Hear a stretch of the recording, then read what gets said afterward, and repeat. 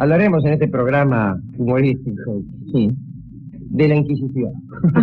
Mire usted, que es un sistema policial, judicial y punitivo creado por la Iglesia para combatir la herejía. Muy bien. Hay que decir que este método inquisitorial, despótico, para obligar al ser humano a una creencia, ya aparece incluso en el Viejo Testamento.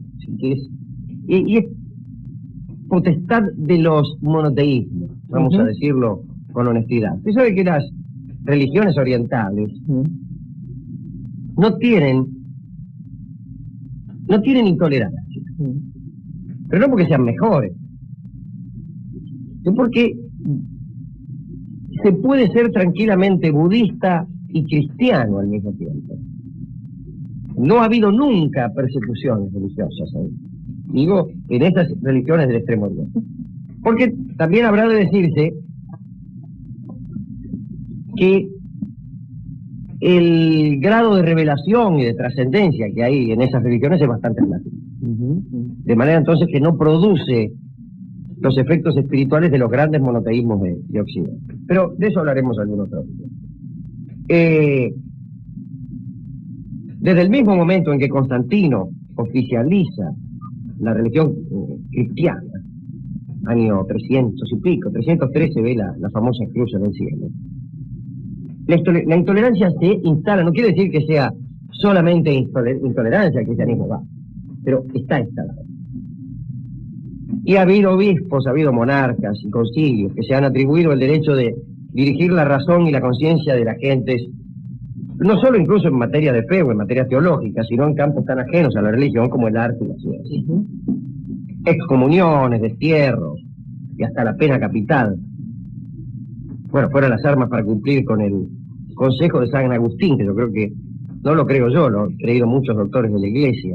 Nunca se equivocó tanto como cuando dio aquel consejo, obligarlos a entrar, el consejo coercitivo de San Agustín, que por otra parte había sido el mismo. Justamente, quizás proviniendo de un libertino como fue San Agustín, nuestro obispo de Hipona, hasta transformarse en un santo hombre de la Iglesia, es posible que él pensase en esa necesidad de rigor, quizás para paliar algunos de los errores anteriores, algunos de los desenfrenos anteriores. Curioso, pero nos cae muy simpático San Agustín. Justamente, salvo en eso, por cierto. Bueno, naciones enteras, usted sabe, fueron evangelizadas a patadas, como hizo Carlomagno con los sajones. En España, judíos y árabes eran obligados a convertirse masivamente, amenazados con el destierro o finalmente con masacre. Hemos hablado aquí de la cruzada contra los cátaros, esa herejía que prosperó en Occitania, y que fue un pretexto para una verdadera guerra civil del norte, una verdadera guerra entre el norte de Francia y el sur de Francia, que era otra nación, era Occitania, y que desapareció. También hemos hablado, aunque hace bastante ya, de la famosa matanza de la noche de San Bartolomé, en el siglo XVI en Francia, ¿no? Donde fueron muertos miles de hugonotes, o sea, de calvinistas franceses, en una sola noche, la noche de San Bartolomé.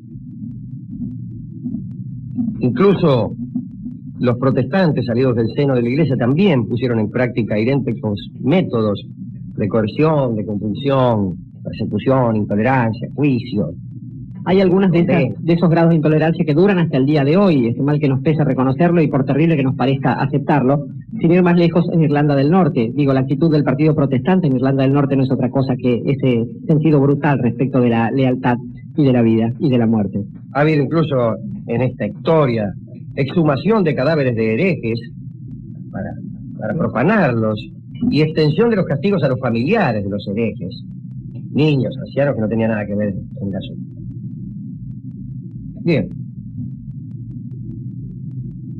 Algunos dicen que los que aplicaban las penas eran los del poder secular, y es verdad, Pero claro, el brazo secular operaba solamente después del dictamen de los inquisidores que pertenecían a la Iglesia.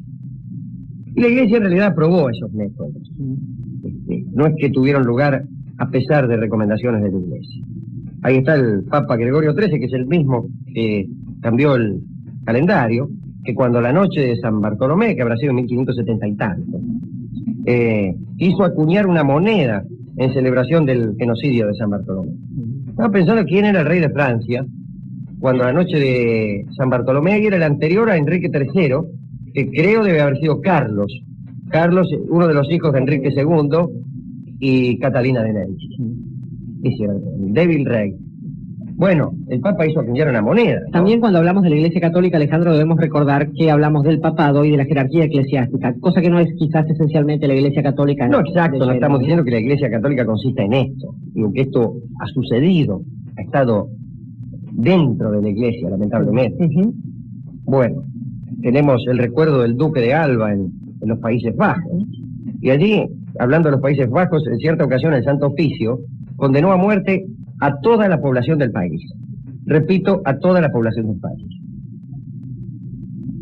¿Cuándo empezó la Inquisición? Bueno, hubo un sínodo en Tolosa en 1229, donde es el mismo sínodo donde sale la prohibición a los laicos de leer la Biblia. Hay distintos comienzos. España, por ejemplo, creó su propia Inquisición en el siglo XV. Antes, nuestro amigo el Papa Inocencio III, el mismo Papa del saqueo de Constantinopla, que luchó contra Saladino, etcétera, etcétera, instituyó su propia Inquisición e hizo algo importantísimo, para mal. Suprimió la garantía de la acusación.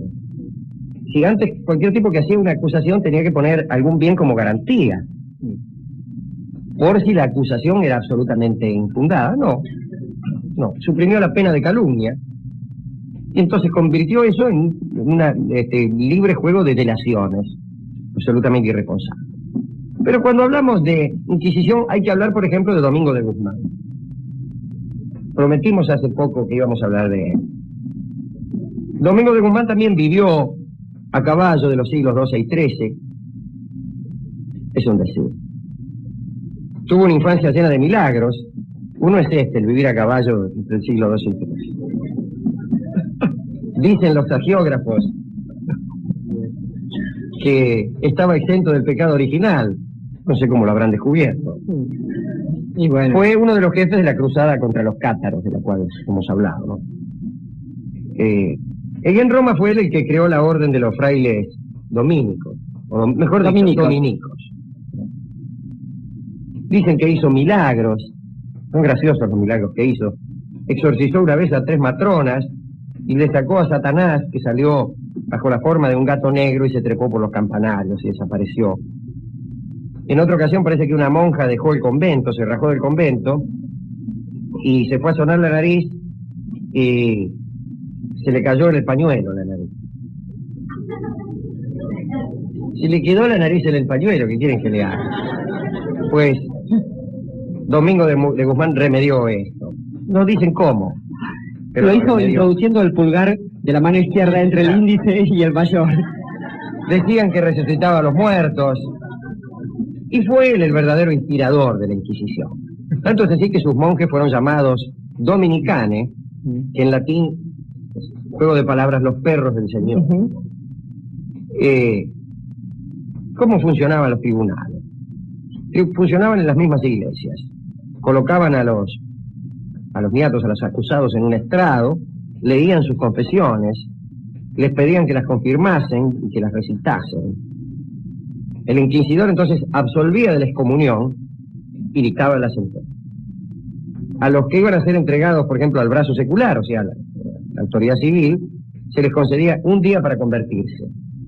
A los que confesaban y se arrepentían, junto a la hoguera, por ejemplo, antes de ser quemados, se les conmutaba la pena. Se cambiaba la hoguera por prisión perpetua.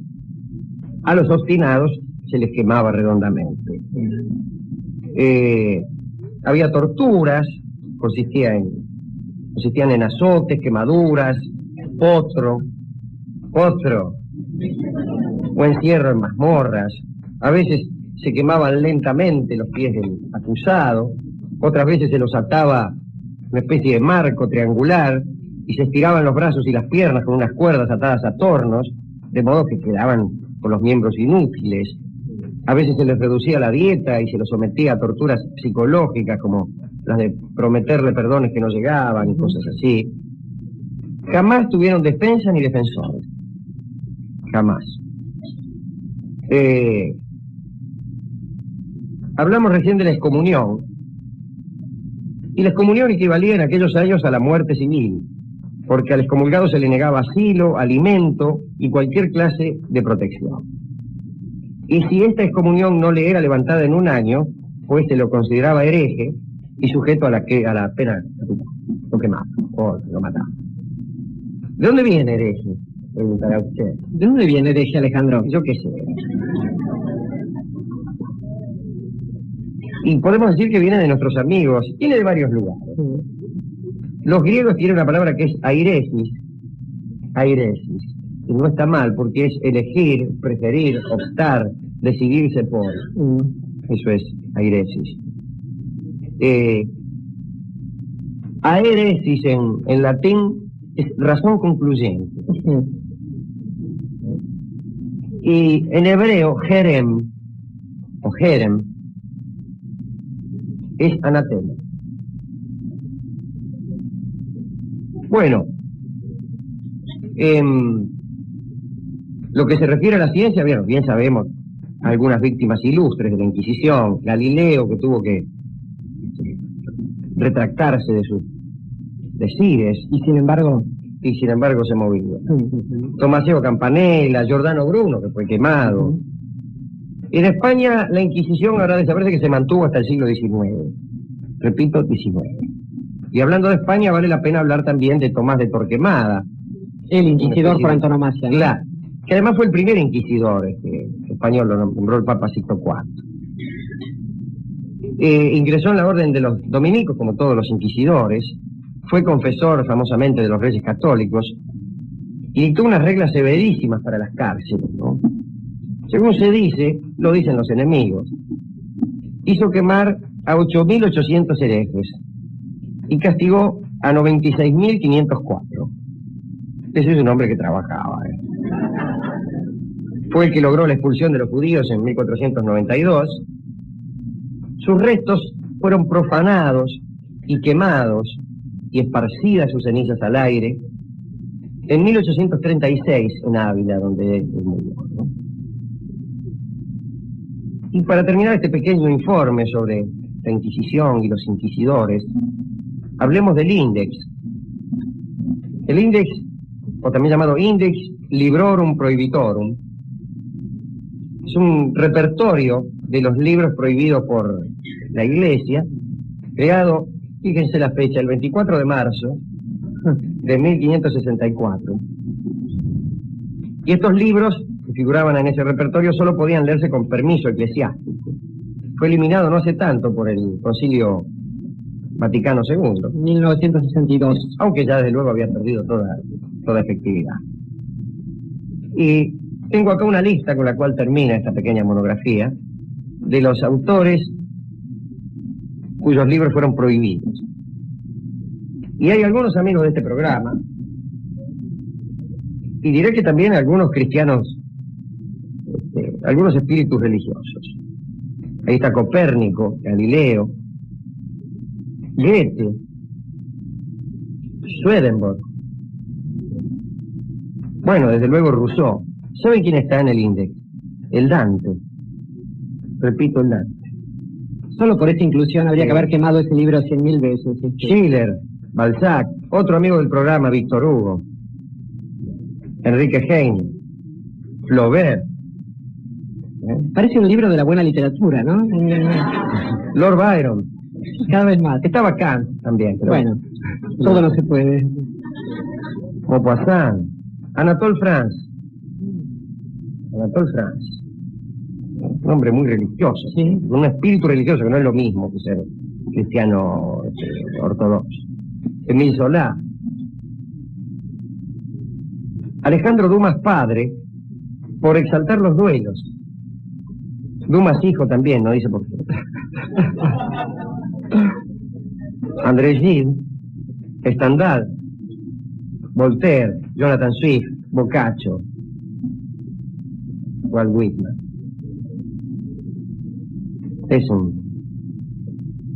delicioso parnaso de autores, muchos de ellos muy cristianos. Se hace muy difícil dedicar esta amarga reflexión, salvo a estos últimos personajes que hemos mencionado. Y quizás, Alejandro, no tan difícil fuera de los personajes que realmente se merecen esta dedicatoria, digo, pensando en aquellos que, a diferencia de los que ejercieron el poder del cristianismo y del catolicismo convertido en institución, digo aquellos que lo fundaron, empezando por el fundador, el único fundador de esta historia. Digo, gente que pensó en algún tipo de, vamos a llamarla institución, o algo así, condición en todo caso del ser humano, que pensó esa condición para el ser humano, que es aquella condición del libre albedrío. Quiero decir, aquella posibilidad de elegir entre el bien y el mal, aquella posibilidad frente a la cual otros códigos, los códigos de una institución como la Iglesia o las Fuerzas Armadas, no aceptan cosas como la obediencia debida, sino que proponen anteriormente, digo, el cristianismo, el catolicismo, proponen anteriormente la necesidad de un juicio de conciencia de aquel que va a ejercer sus actos sobre el mundo, sobre todo sobre sus semejantes, recordando además cierto derecho sobre la vida y sobre la muerte que no le pertenece a ningún ser humano. Entonces digo, para aquel que fundó esta idea, para aquellos que siguieron con esta idea y para aquellos que bajo el yugo de ciertas instituciones realmente que pasaron a la perversión, a una cosa mucho más grave que la herejía quizás sea una confusión, una idea bizarra acerca de estas cosas, digo aquellos que pervirtieron la idea del dogma con una idea de la opresión. Entonces, esta cuestión de pensar que este tipo de desviaciones solo pueden producirnos amargura, cuando en el origen esta idea del libre albedrío, la posibilidad de elección, solo nos prometía felicidad. Esa amargura para los réprobos, para los otros, para los que seguimos creyendo en otro tipo de diversidad, entonces, el resto del programa. Amargura canta Carlos Gardel.